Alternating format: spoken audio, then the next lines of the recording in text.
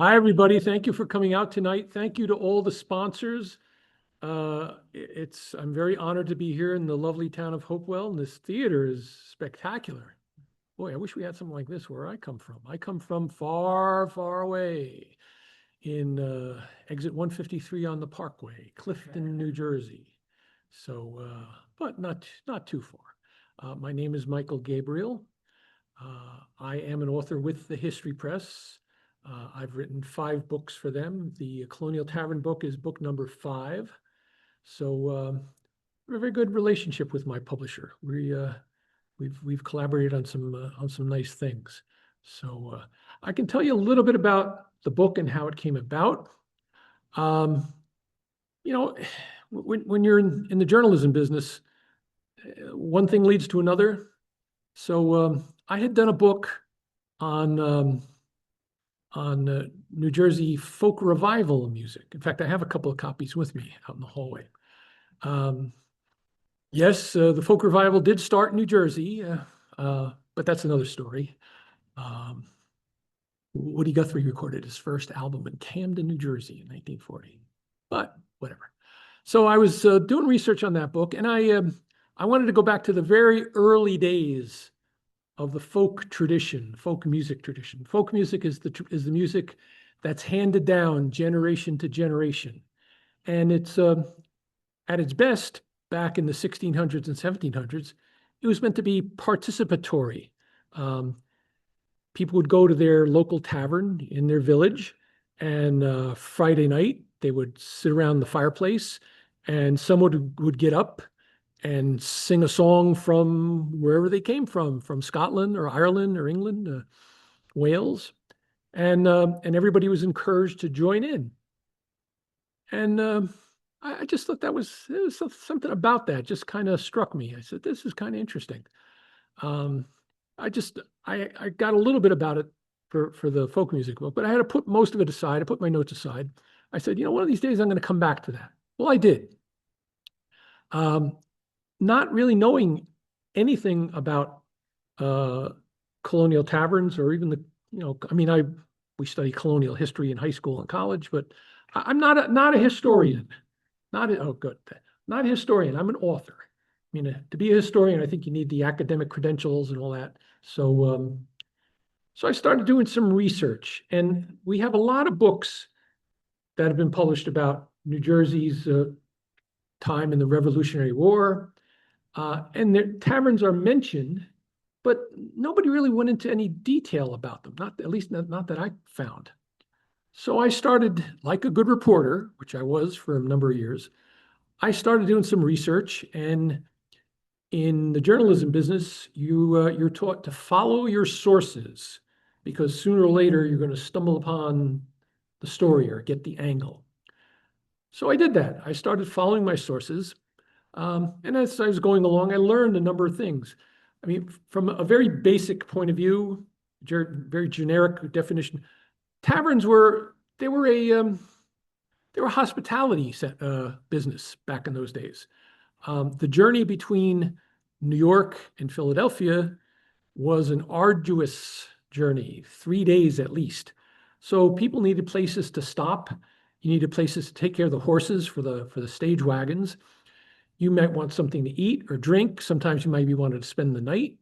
So taverns serve that purpose, and that traffic between New York and Philadelphia. So you have all these people coming back and forth, exchanging ideas along the way. And we should say right from the beginning, New Jersey is the crossroads of the Revolution. Absolutely, positively, it's not Williamsburg, Virginia. It's right here in New Jersey. This is where George Washington spent most of his time. This is where all the big battles were fought. This is where all the encampments were. So New Jersey really, and I think now people are kind of getting into this idea that we've got the 250th anniversary of independence. I think people around the state, and I think people down in Trenton are getting the idea that New Jersey plays an important role in this history. So we are the crossroads of the Revolution. So what else about taverns? Well, taverns, like I say, the taverns were the places where the stagecoaches would stop. Taverns were the places where you would collect your mail brought by the stagecoaches. You could collect newspapers that the stagecoaches would bring. You'd go there to vote. You would go there to enlist in the local militias if you wanted to. George Washington very often would commandeer taverns as a temporary headquarters. The British did the same thing. So all these things were like adding up.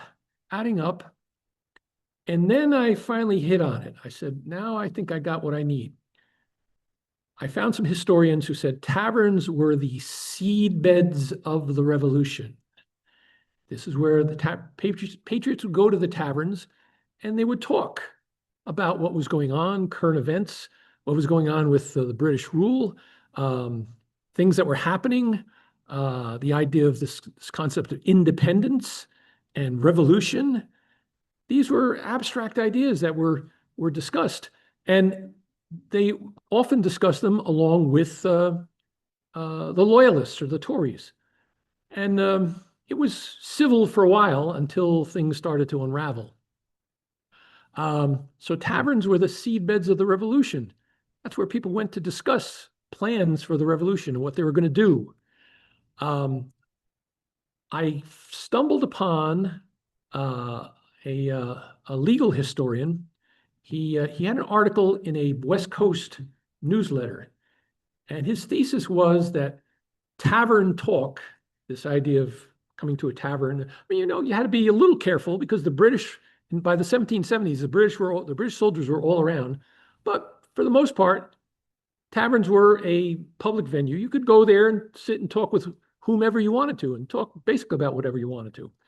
So his thesis was that this tavern talk about revolution and independence, that served as the basis for the assembly clause in the Constitution, because you had the right to assemble and chat with whomever you wanted to. I found the guy, I had to do a little digging, but I found him online, and nice chap, and I asked him some questions and he gave me some answers. And he said, yeah, I think that, I mean, this is what I think tavern talk, that's how the assembly clause came in the Constitution. He said, well, not everybody agrees with me, but I said, well, it sounds pretty good to me. So anyway, so tavern talk was a big part of our history. Another thing that I learned, and I was actually surprised by this. Again, you learn about colonial period, you learn about the revolution, and the way it was taught, and I always thought that this idea of independence and revolution, I just thought that, New Jersey, like going back to the mid 1600s, and then all those years, I just assumed that, well, sooner or later, everybody was going to want their independence, and it was just going to be a natural progression, and they would declare their independence, and they wanted to break away. No, not at all. The people, the colonists here in New Jersey, and I guess elsewhere too, they were proud, happy to be associated with the British Crown. They were part of the biggest empire in the world. Revolution, independence, what are you talking about? No, we came to the New World, we came to this place called New Jersey because we wanted to start new lives and a new family and new business. Revolution would have been out of the question. No, that means we would give up our ties to England. We don't want that. And that's how it was, and went all the way up until the 1770s, right after the French and Indian War. England started to impose taxes on the colonies. And then when people started to get a little upset by that, the king started to impose what were known as the Intolerable Acts, these regulations and rules. You couldn't do this and you couldn't do that, and you couldn't sell your products to certain people or places. If the British soldiers were in town and they wanted to barge into your house and eat whatever they wanted to, that was legal. And people didn't like this.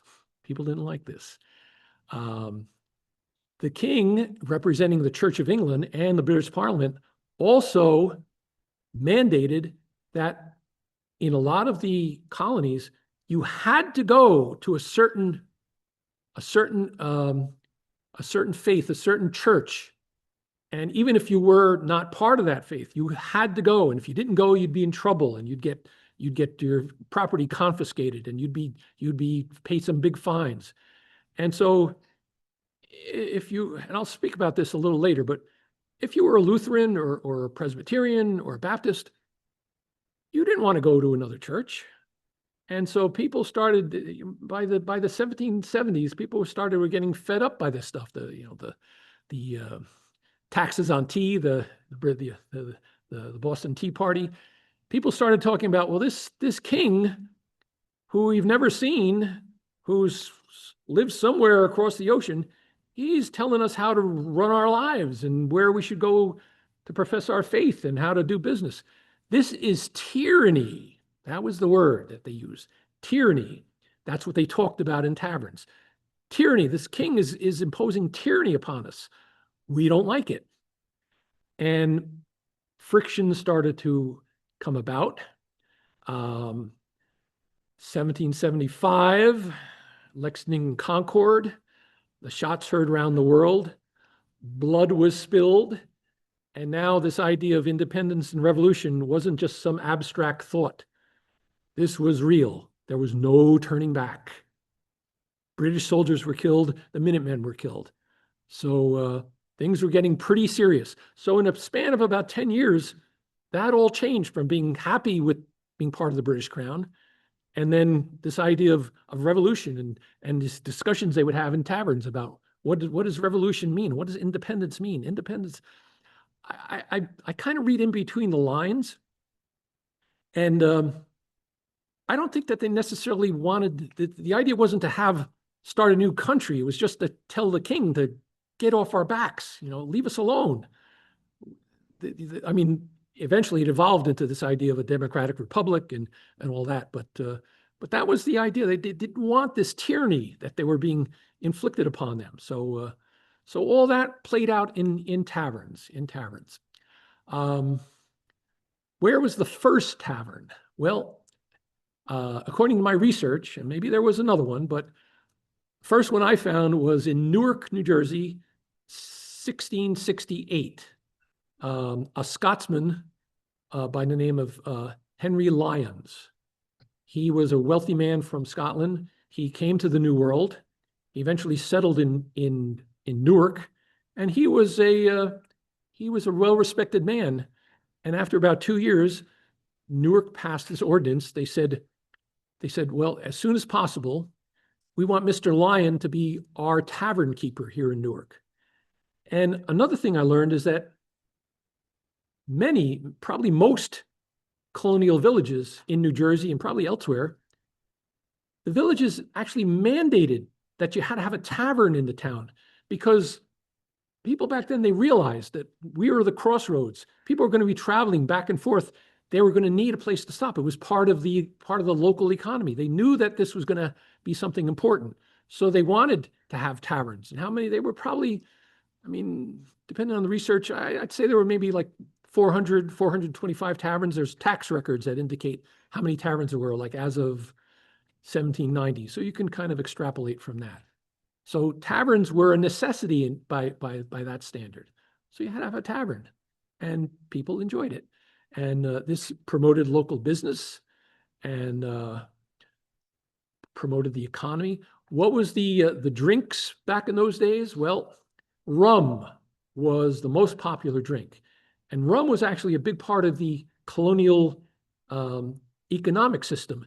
England to the West Indies, where the sugar plantations were, and then they would bring the molasses up to Perth Amboy. So that was a big part of the local economy. Cider was probably the number 2 drink, and there were apple orchards all over, and the best ones came from Newark. They said the best apple orchards were from Newark. The third most popular drink was beer. I was curious to see if I could find who was the first brewer of beer in New Jersey.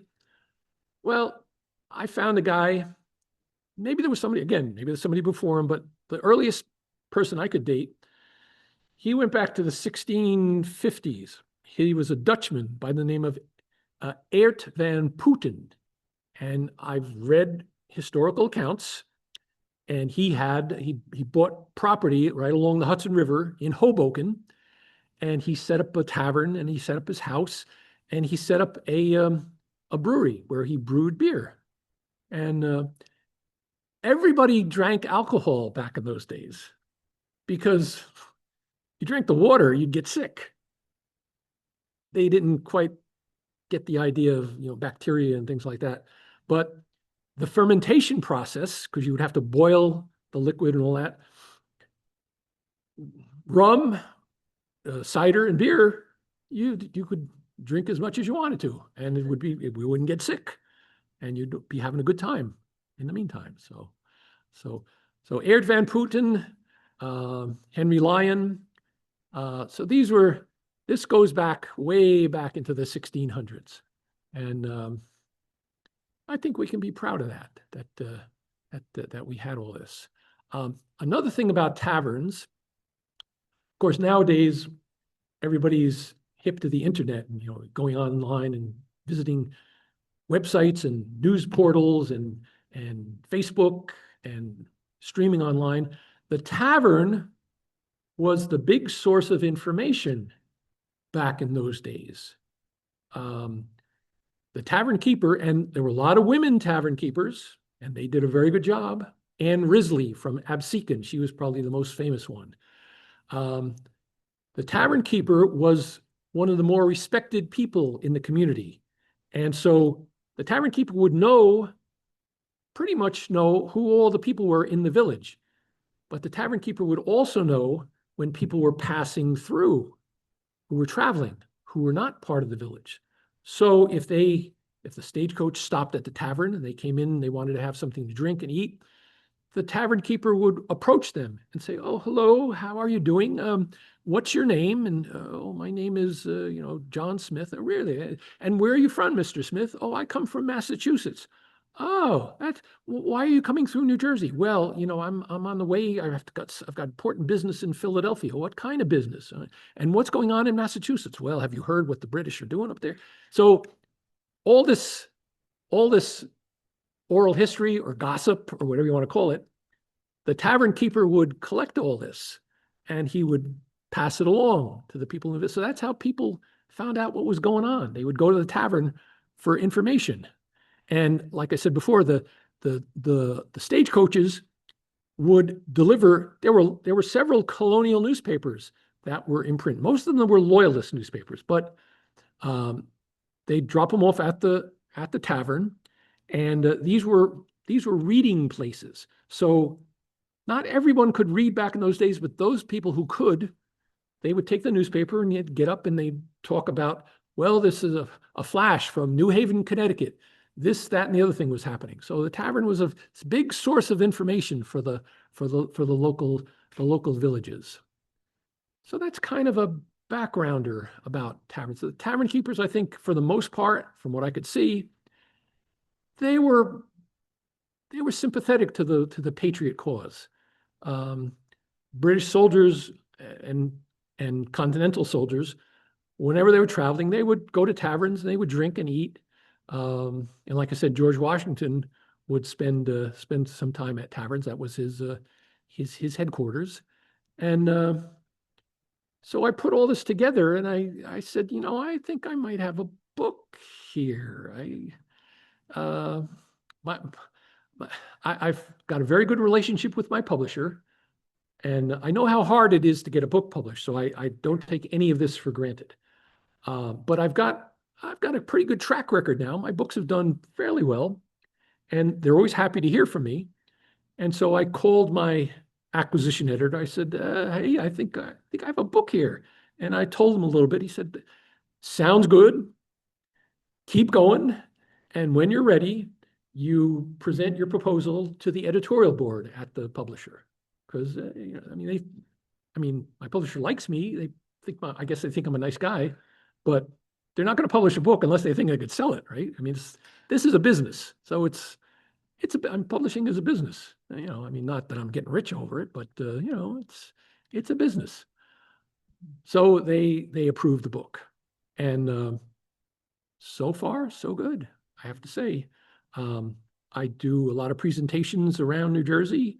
I was down in the Cape May area a couple of months ago. I do stuff up in northern New Jersey. I'm going to do a program for the Sons of the American Revolution this Saturday in Princeton. So I get around. It's a big honor. I'm honored to be here tonight. It's wonderful, and I meet nice people along the way, and I meet local historians along the way. And the local historians, I put a high premium on their information. You get books, you get information out of books and websites and online, but the local historians, the people who are living the history, they have a very strong perspective. So that was the genesis of the book, and that's why I think taverns were worth writing about. And it was a lively topic back in those days. So let's here. You have to bear with me because I'm in charge of the Zoom information. Where's how do you turn this on? That's on. Okay, so which way do I point this? Okay, and now I got to do this. Okay, so who's the chap who's the reenactor? He's outside. We have any other reenactors here, or Sons of the Revolution, or Daughters of the American Revolution? I tip my hat to these people because I admire what they're doing. They're having a good time. They're interested in the topic. They're interested. They like to get dressed up. They like to take part in events. But their mission is education. They are showing people living history. I'm a big believer in that. History is not just something that happened 300 years ago and you forgot about it and it's sitting in a book on some dusty old shelf. Living history. We've inherited this legacy from the people who came before us. And we're very fortunate. Sometimes people say, well, those were simpler times back in those days. No, they weren't. The people in the colonial era, a lot of them were highly educated people, and they knew how to build ships and bridges and buildings that are still with us today. So those people were pretty astute. They knew what they were doing.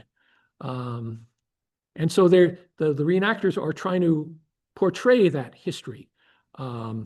This slide here, these are the British reenactors. I was invited to go to the Battle of Monmouth reenactment a couple of years ago. If you've ever been to that, you should think about going. There's a Monmouth battlefield in Monmouth County. And hundreds of people turn out and hundreds of reenactors turn out. And this is something they work on. This is an orchestrated military activity.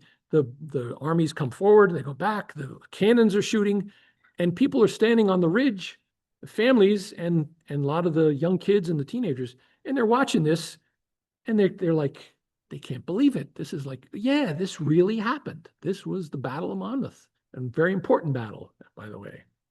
So this is right now. We got the militiamen in their frock coats, and they were all represented there. You have to have the right kind of gun, and you have to have the right kind of buttons and the belt and the hats. So the reenactors take this stuff very seriously, and I admire them for that. I think it's a wonderful thing. Every year at the Dye Mansion up where I live near Wayne, DEY, the Dye Mansion, that was George Washington's headquarters back in 1780. They have various reenactment events. They reenact an encampment, and you got people here. Oh wait, I gotta show. This, and this was an African American troop, the Rhode Island Regiment, and they were on the side of the Loyalists. So these people, again, they're living the history for us. I think it's great. Here's a nice guy.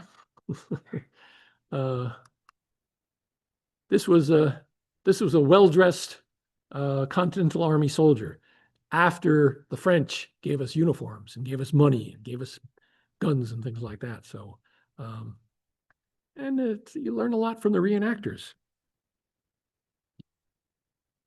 There are many taverns that at least the buildings are still standing. Not many of them operate as taverns anymore. A few do, but not too many. Mostly they're like community centers or museums. And I'm a big believer in tangible history. I like to walk into a room and pound on the wall and say, well, this is where Alexander Hamilton, he was in here. Nice, pretty cool. So there are a number of tavern structures that still stand, and this might be one of the more important ones. This is the Indian King Tavern in the beautiful town of Haddonfield, established by Elizabeth Haddon in the early 1700s.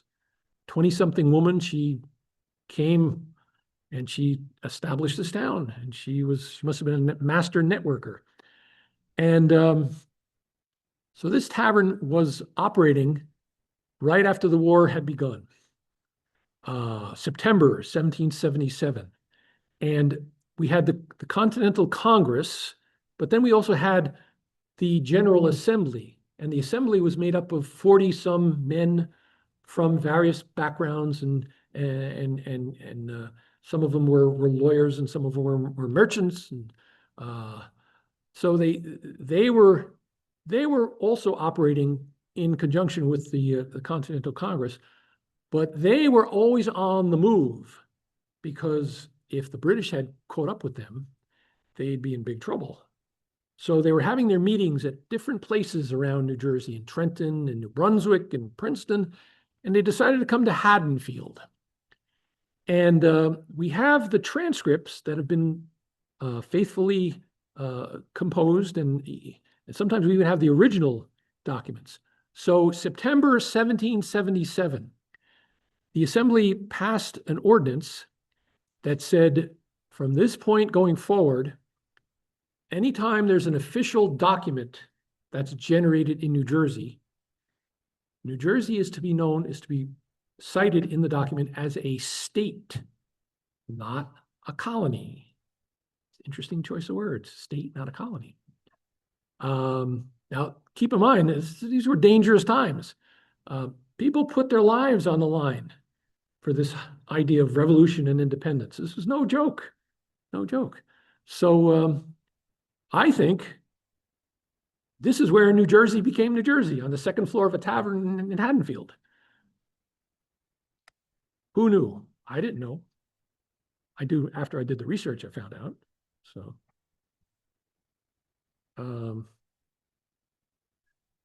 the tavern was also a social hub for the village. People went there to socialize and to drink and to sing songs, like I mentioned, folk songs. And very important, the most important social skill was knowing the proper way to dance. Dancing was very important back in those days, because if you didn't know how to dance, you weren't going to find a boyfriend or a girlfriend. That was kind of a mandatory. So I think I found this was a public domain painting. And as you can see, there's the man and the woman are dancing. You can see the fiddle player on the right side there. No guitars yet back in those days. The fiddle was the main instrument. And people are having a good time, and they're having fun, and they're drinking and carrying on. And so dancing was very important. And I'm not a good dancer. So I probably wouldn't have made out very well. I don't know. This was on the cover of the book. And as you can see, it's kind of a family affair. You got the little kids are there. You got the dog. You got the younger people, the older people. And so the tavern that was the scene. That's where you went. And that's where everything was happening in the village where you were living. I always try to localize my talks wherever I go. And so for Hopewell, pretty easy. John Hart, one of the signers, one of 5 New Jersey signers of the Declaration of Independence. There was actually a 5th Jersey guy who signed it, but he was representing North Carolina. So, what's that?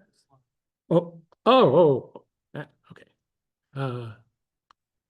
There he is, John Hart, and he was a son of Hopewell, and very important guy. And I did a little research on him. Today I came down early and I visited where his grave was and some of the historic plaques that are around. I don't often read when I'm doing these talks, but I think I'll make an exception today. One of the signers of the Declaration. Some historians say that Hart was born in Stonington, Connecticut, but the descendants of the signers of the Declaration of Independence dispute this. They say, nope, he was born in Hopewell. His parents were in Hopewell. He was baptized in Hopewell. He was probably born in Hopewell. All right. So he had a big farm, and I visited there. Most of it was destroyed during the war, but he was an amazing guy. Not only did he sign the Declaration of Independence, he was also elected to the New Jersey Assembly. He was a judge in the Court of Common Pleas. He became Speaker of the Assembly, and then in 1778, he hosted George Washington and the Army at his farm. Historians always talk about how patriots really put their lives on the line, and their lives, their property, their careers, and Hart is a big example of that. The British Army marched through here during that period, and they wrecked his house, and they say, yeah, this guy John Hart, he signed the Declaration. Let's get him. So he was on the run. He was a fugitive. And I went to the place, the woods, where it said he was hiding out. I didn't see any caves, but I'm told that there's a lot of underground streams back out there. So maybe that's where he was hiding. So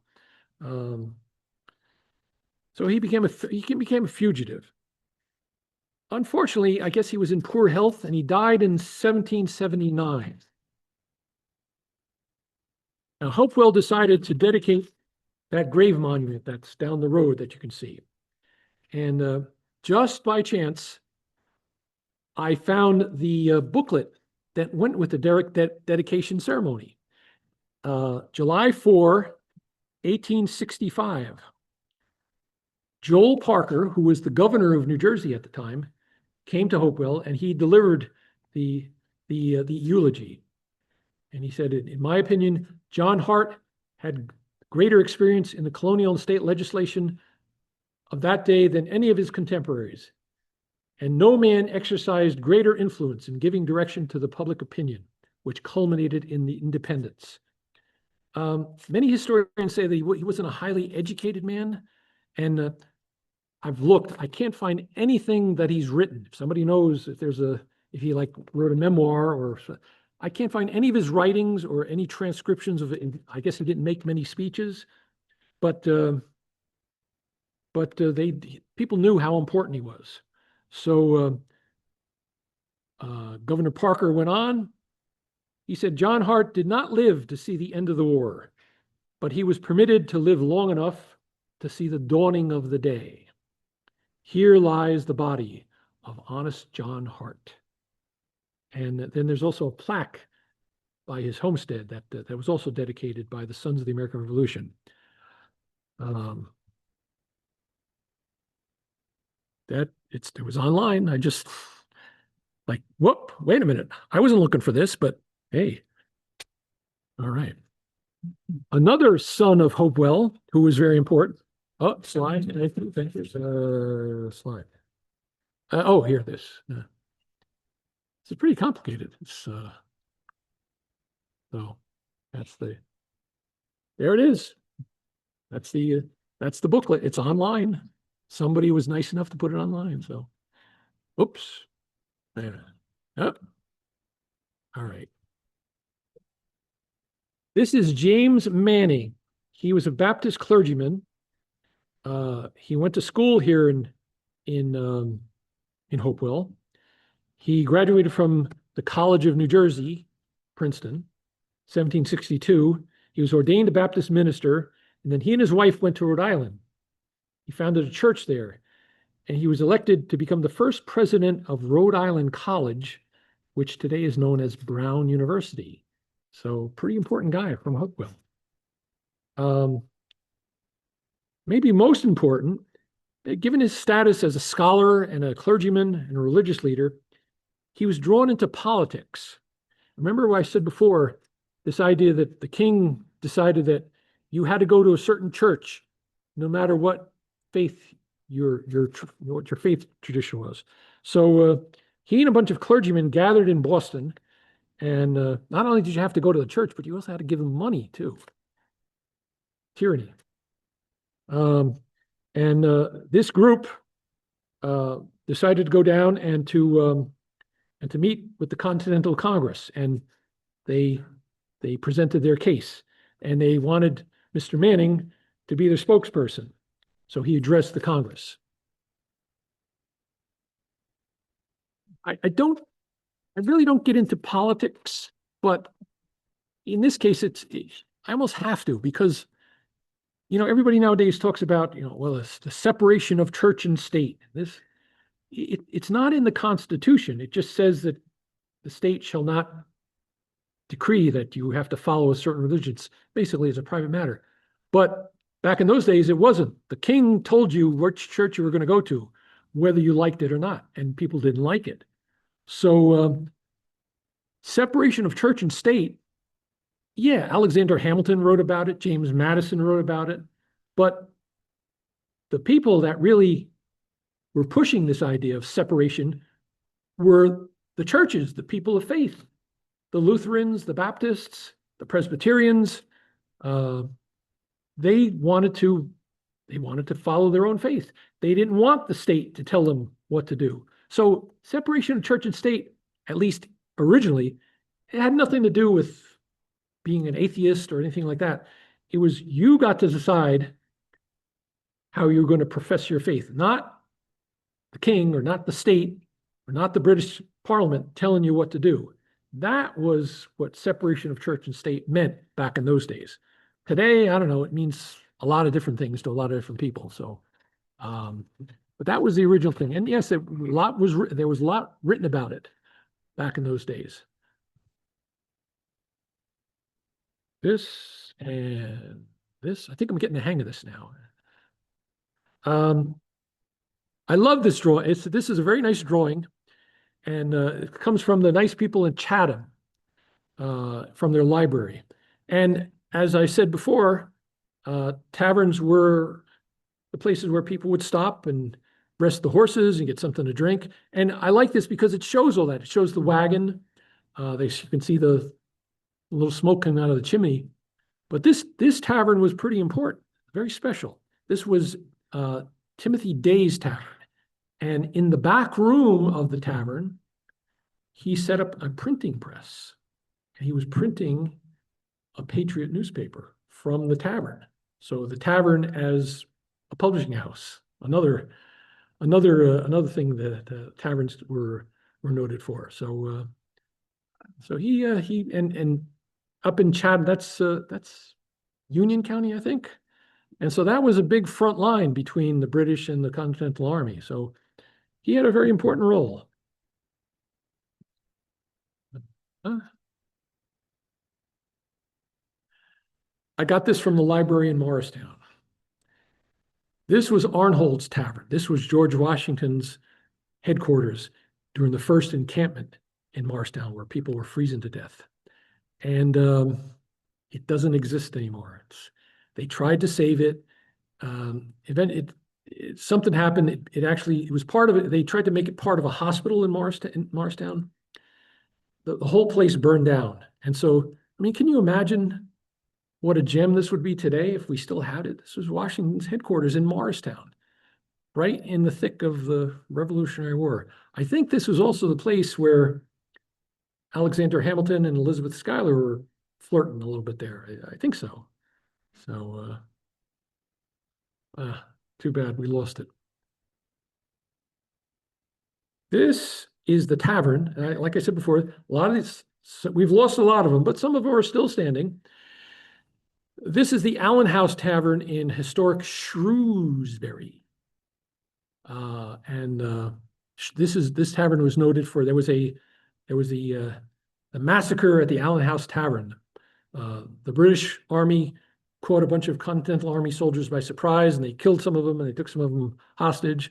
So this happened there, and the place is standing, and it's run by a historical society, and they do all sorts of events there. Glad we have this one. This is the Black Horse Tavern in Mendham, just a little west of Morristown. This place actually still operates as a tavern. I got to change this. There it is. The Black Horse Tavern in Mendham. This place actually, it still operates as a tavern. It's right on the main drag there. And again, we're lucky to have places like this that you can really, you kind of walk in and you kind of feel the vibe and you breathe in the air and, oh boy. Now, we've lost taverns. Some taverns are still standing. Very few are now taverns today, but this is a place in the beautiful town of Clinton, New Jersey. This is Bonnell's Tavern. And Hank Bonnell, he's got his grandfather is a great 7 generations back. His grandfather was Colonel Abraham Bonnell, Revolutionary War hero. He had the property, and Colonel Bonnell operated a tavern. And so I guess the property has been in the Bonnell family all these years. And so about 10 years ago, Hank decided, I guess he's a man of means. He said, I'm going to rebuild this tavern, and he's actually going to make it. He's going to have a brew pub in there. So this is now going to be part of the historic Clinton circuit back in those days. And I've gotten to know him. He's a really nice guy. And it's amazing what he's accomplished with this. And I hope he gets to open it in time for Rev 250, because boy, what a place to be. Okay. George Washington and I were classmates at the Montclair State University, and he was a big fan of my book. No, that's not true. But as I mentioned, they have these reenactment events at the Dye Mansion in Wayne. So there was one, they were reenacting the encampment. So I was there, I was selling my books. I said, I got to find, where's the general? Where's George Washington? So he came forward, he introduced himself, and I said, little general, it's very nice to meet you. I said, I've written this book about Colonial Taverns, and I mentioned you quite a bit in there. He goes, oh, really? Let me see the book. He said, here, I'm going to hold it. Take my picture. I said, okay. I put it online.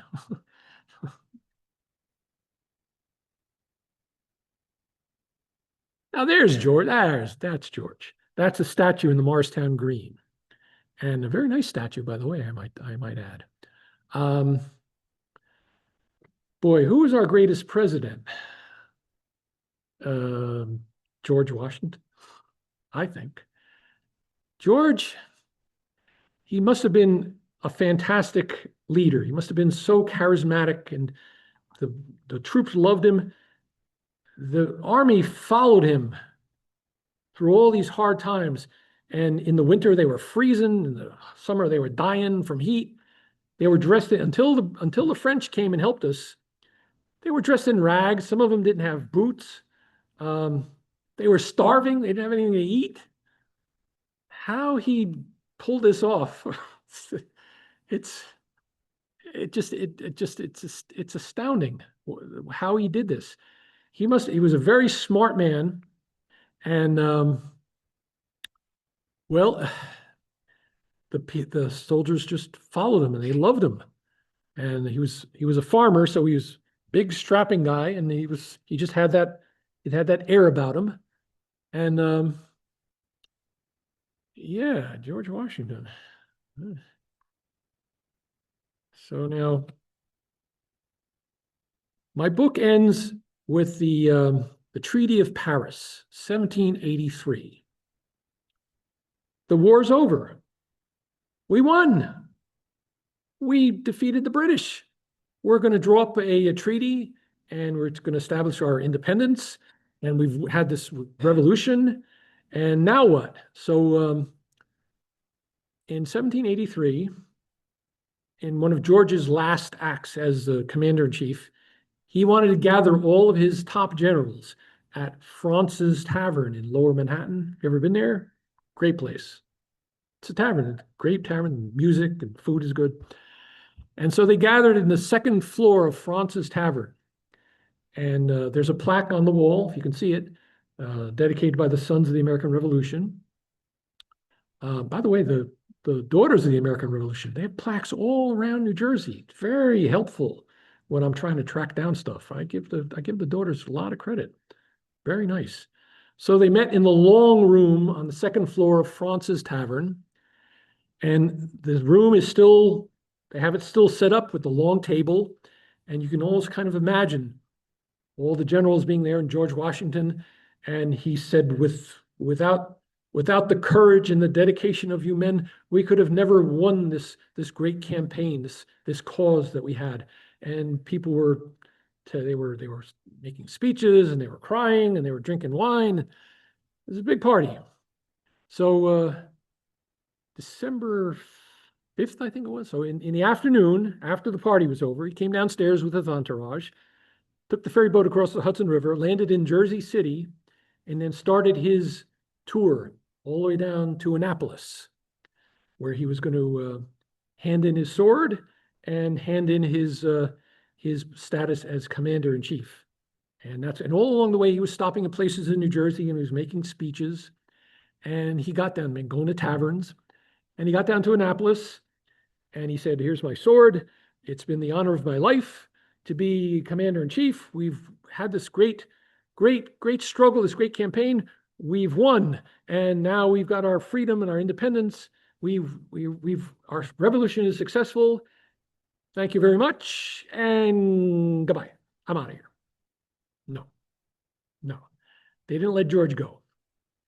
The assembly to decide upon the Constitution, because all these great scholars back in those days, all right, well, we won our independence, we had the revolution, now what? Well, I mean, the only thing that people knew back those days was monarchy, empire. No, we don't want that. We just fought a war. We don't want that anymore. Well, what are we going to do? Well, James Madison, who was one of the fathers of the Constitution and one of the fathers of all the amendments, and other people, Benjamin Franklin, Alexander Hamilton, and Thomas Paine. A lot of ideas came from Thomas Paine. He's kind of gotten a bad rap over the years, but he was a famous political philosopher, famous writer. And these ideas, the idea of, representative government, like representative government, what do you mean? No, the king tells us what to do. No, not anymore. So they had the 100 days of arguments in Philadelphia, and they hammered out this Constitution, right? Everybody nowadays talks about follow the Constitution. That's our sacred document. Well, they figured out what the Constitution was going to be, and what is it going to be? We're going to be a democratic republic, and it's going to be representative government, form of government. Okay, it's a republic. Who's going to be our first president? I know, George Washington. And George said, no, really, I just pick somebody else. They said, no, George, you got to be the first. So he was the superstar back in those days. They said, okay, he did it for 2 terms. And they wanted to make him king. They wanted him to just keep. He said, no, 2 terms, somebody else has to become the president, and somebody after that has to become president. He understood, he knew this idea that power corrupts, and you need to keep having fresh ideas. The Democratic Republic needs to keep evolving.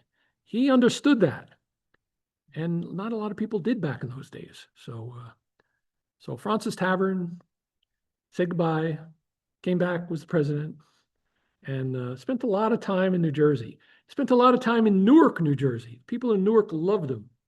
And when he died in 1799, there was an official month of mourning, and they had statues of George Washington. So George was pretty important. I not only do I think he's our best president, I nominate him to be an official Jersey guy. I don't know. I think he qualifies. So this is where my book ends, and this is where my formal remarks end tonight. So I would be very happy.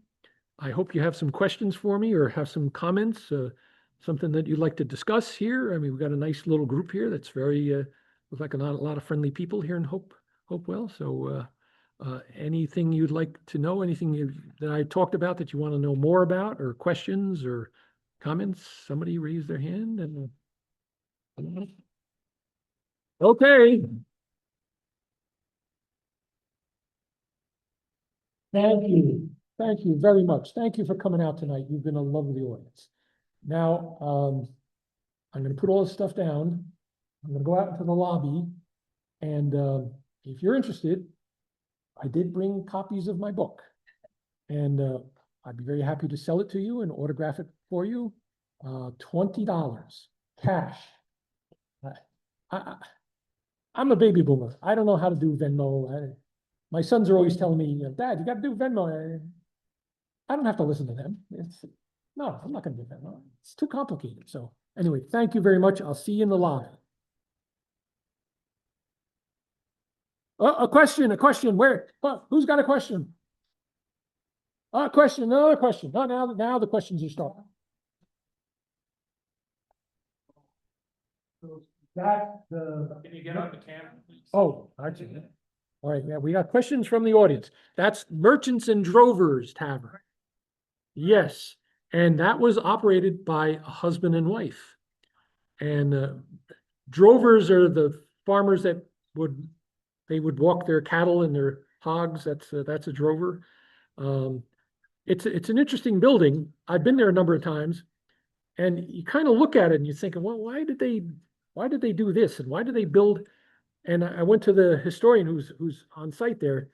He said, back in those days, if they wanted to have a stairway and another room at the second level, they would just build it. They wouldn't really think about the architecture or anything. They just, I need a stairway. So that's why it kind of looks kind of funny. So yeah, in Rahway, Merchants and Drovers Tavern, and they have a really nice Christmas program there, which if you go online, you find out about it. Very, very nice. Like anything. Yeah, right. Yeah. Yes, very authentic. And next door in the cemetery, there are Revolutionary War soldiers who were buried there. So, and there was another question. Merchants and Drovers? Well, that's New Jersey drivers for you, right? Come on, be careful. And where? Tough, I don't know. Stagehouse, I don't think I know that one. Yeah, tell me about that after. Let me write that. What's the town? Oh, yes. Actually, that's in my book. Not a list, but I've separated the book into chapters. Things, after you're doing all the research, things coalesce, and I don't follow chronological order. I put the most important stuff up front. So that, yes, I know that tavern. Yes, Lafayette was there. So yeah, they used to shoot the cannon off when the mail was in town or something like that. Another question was in the back. Somebody, yes, sir. Yes. Yes. I'm not big on ghost stories. I find if people, I don't put anybody down for that. It's not me. So there is a tavern in Bernardsville, Today, it's at one of the Crossroads in downtown Bernardsville.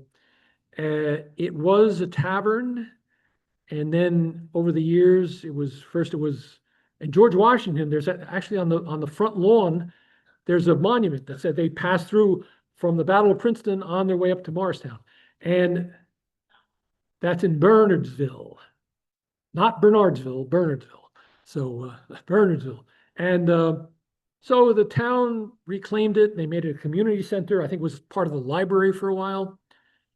And yes, the legend is that there was a man, he was a spy, and he was spying on the Continental Army. They caught him with documents, and they killed him. They hung him.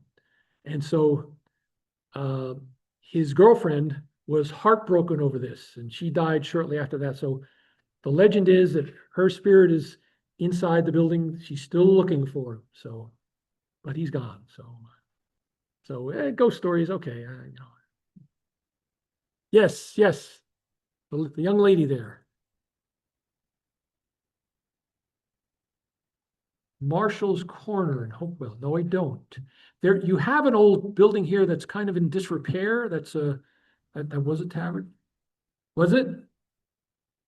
Yes, yes, yeah, yeah. I just learned about it today when I was doing my research about Hopewell.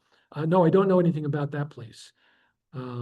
I've traveled pretty extensively. I mean, the road trips are the most fun when you do a book like this, because I was going all around east, west, north, south of New Jersey. I'm a pretty good photographer, so I take pictures, and that's a big part of the fun. So, anyone else with a question, comment, criticism? How am I doing? Doing pretty good, right? Not bad, right? Not too bad. Thanks, everybody. Now I hand in the microphone, and time to say goodbye. I'll see you in the lobby.